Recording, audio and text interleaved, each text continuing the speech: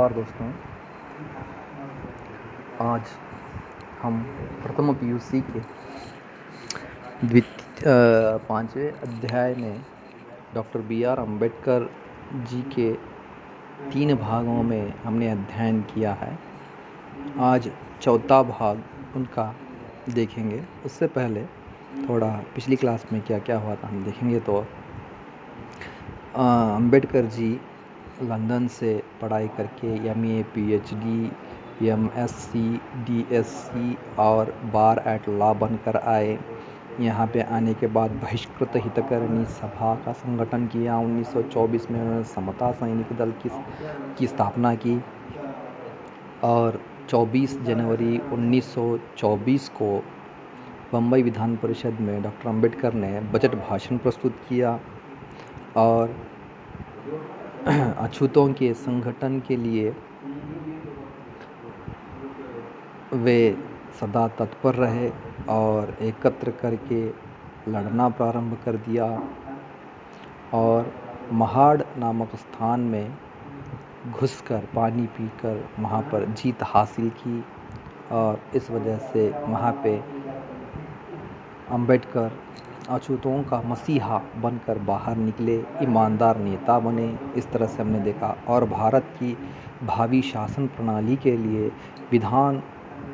संविधान की रूपरेखा तैयार करने के लिए ब्रिटिश सम्राट ने गोलमेज सम्मेलन में जो सभी भारतीय नेताओं को या तो प्रतिनिधियों को बुलाया था, 89 प्रतिनिधियों में अछूतों की तरफ से अम्बेडकर जी भी प्रस्तुत हुए थे और वहाँ पे अपना जोरदार भाषण प्रस्तुत करके वह सम्मानित हुए थे। इस तरह से हमने देखा।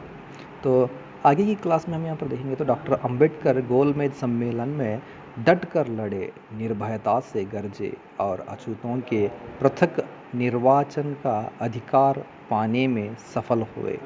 गांधी जी सहित हिंदू नेताओं ने लिखित में पूना पैक्ट नाम का एक समझौता किया, जिसके तहत अछूतों की प्रगति के लिए नौकरियों में और शिक्षा के क्षेत्र में आरक्षण की व्यवस्था की गई। तो जिस तरह से लंदन में अम्बेडकर जी ने अछूतों के लिए लड़ा, देश के लिए लड़ा, तो ये गांधी जी को भी बहुत पसंद आया।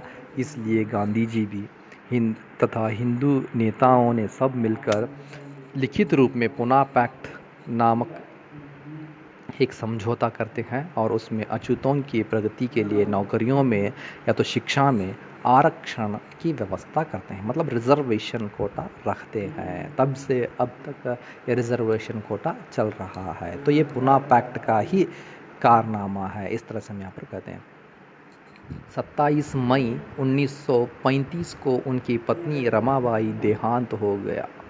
उन्होंने बहुत दुख माना और भगवा वस्त्र पहनकर संन्यास लेने का निर्णय कर लिया, मगर परिवार के बड़ों और मित्रों के समझाने बुझाने पर उन्होंने भगवा वस्त्र त्याग कर समाज कल्याण के लिए संघर्ष की राह पकड़ने का निर्णय लिया। इस समय भगवा वस्त्र धारण करने के कारण लोगों ने उन्हें बाबा साहेब कहना आरंभ कर दिया। तो हम यहाँ पर देखते हैं कि 1935 में मई 27 को उनकी पत्नी रमाबाई का देहांत हो जाता है।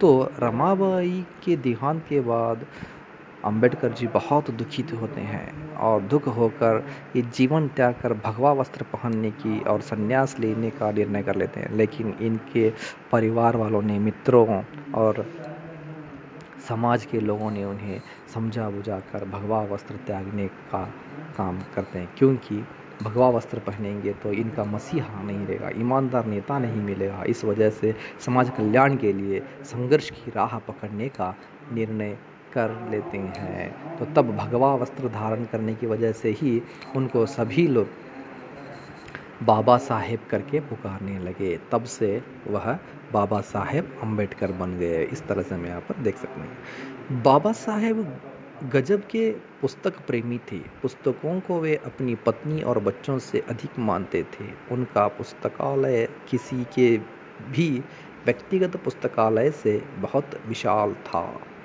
बाबा साहेब की विद्वत्ता और योग्यता से प्रभावित होकर भारत के गवर्नर ने उन्हें सन 1942 में अपनी मंत्रिमंडल में श्रम मंत्री का पद सौंपा। जब भारतवर्ष के स्वतंत्र होने की बात आई तो अंग्रेजों ने यह सुनिश्चित करना चाहा कि हमारी शासन व्यवस्था किस और कैसे संविधान के अधीन चलेगी। देश में संविधान बनाने वाला उनसे योग्य कोई नहीं था, अतः भारत के संविधान निर्माण के लिए उन्हें मसौदा समिति का अध्यक्ष चुना गया। उन्हीं के द्वारा हमारा संविधान लिखा गया।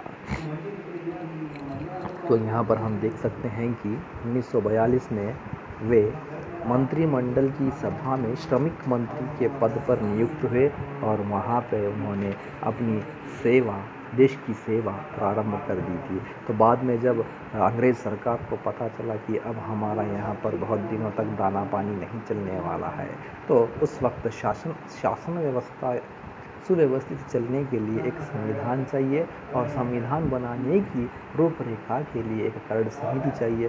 तो इस तरह से यहाँ पर जब बताया गया तो तब हमारे भारतवासी सभी लोग डॉक्टर बाबा साहेब अम्बेडकर जी का नाम लेने लगे, क्योंकि ये एक सही व्यक्ति थे और उन्हीं को अध्यक्ष भी चुना गया। इस तरह से वे संविधान के शिल्पी बने, निर्माता बने, इस तरह से यहाँ पर कह सकते हैं। संविधान पूरा होने पर भारत के प्रथम राष्ट्रपति डॉक्टर राजेंद्र प्रसाद ने कहा था, डॉक्टर अंबेडकर को संविधान मसौदा समिति का अध्यक्ष बनाने से अधिक अच्छा कार्य हम नहीं कर पाए। बाबा साहेब डॉक्टर अंबेडकर को भारतीय संविधान का जनक माना जाता है। स्वतंत्र भारत में उन्हें नेहरू मंत्रिमंडल में कानून मंत्री बनाया गया। कानून मंत्री के रूप में उन्होंने अनेक अनूठे कार्य किए हैं।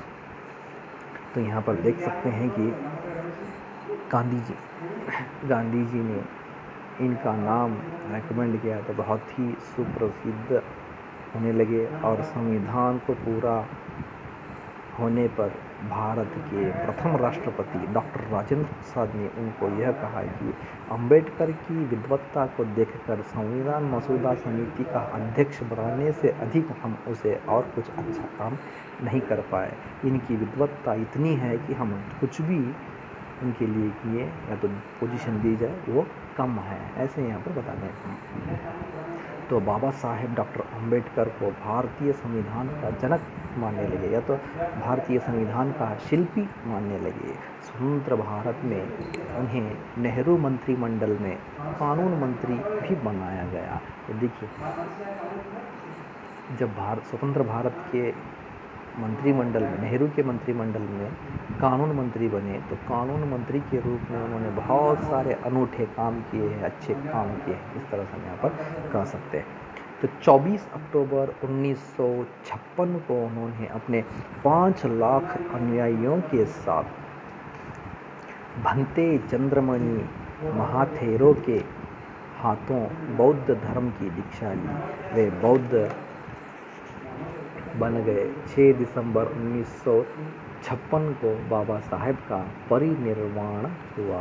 तो इस तरह से यहाँ पर देखेंगे तो बाबा साहेब अम्बेडकर 24 अक्टूबर 1956 को उन्होंने अपने 5 लाख अनुयायियों के साथ, देखिए 5 लाख अनुयायियों के साथ वह बौद्ध धर्म की दीक्षा लेते हैं। तब उस वक्त भंते चंद्रमणि महाथेरो नामक बौद्ध गुरु के द्वारा बौद्ध धर्म स्वीकार कर लेते हैं या तो दीक्षा ले लेते हैं, तो बौद्ध धर्म स्वीकार करके बौद्ध बन जाते हैं।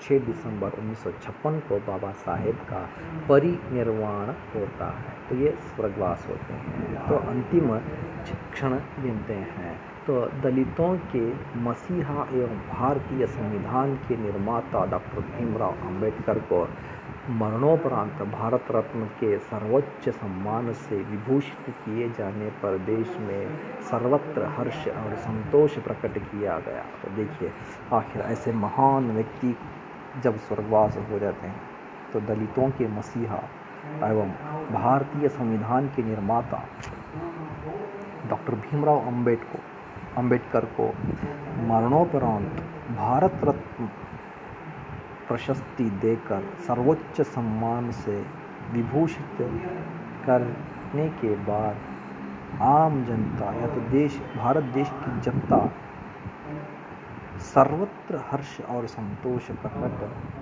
की थी। तो ऐसे महान व्यक्ति, उनका ज्ञान ऐसा था कि कोई भी जात का व्यक्ति हो, कोई भी जाति का व्यक्ति हो, इनके विद्वत्ता को ज़रूर प्रणाम करता। इस तरह से यहाँ पर हम देख सकते हैं कि एक महान व्यक्ति ही हो सकता है जो बाबा साहेब अम्बेडकर जैसे कठिनाइयों का सामना करके किस तरह से आगे बढ़े और किस तरह से तरक्की की और किस तरह से वे अपने हक के लिए लड़े, समाज कल्याण का काम किया और किस तरह से वे अपनी ज़िंदगी से हताश हुए और बौद्ध धर्म को स्वीकार किया। ये सभी बातों के बारे में हम यहाँ पर देखते हैं। तो ऐसे एक महान व्यक्ति का चरित्र पढ़ने में बहुत ही प्रसन्नता, खुशी होती है, ऐसे मैं मानता हूँ। तो इसके साथ ही आपका ये बाबा साहेब अम्बेडकर पाठ ख़त्म होता है। नमस्कार।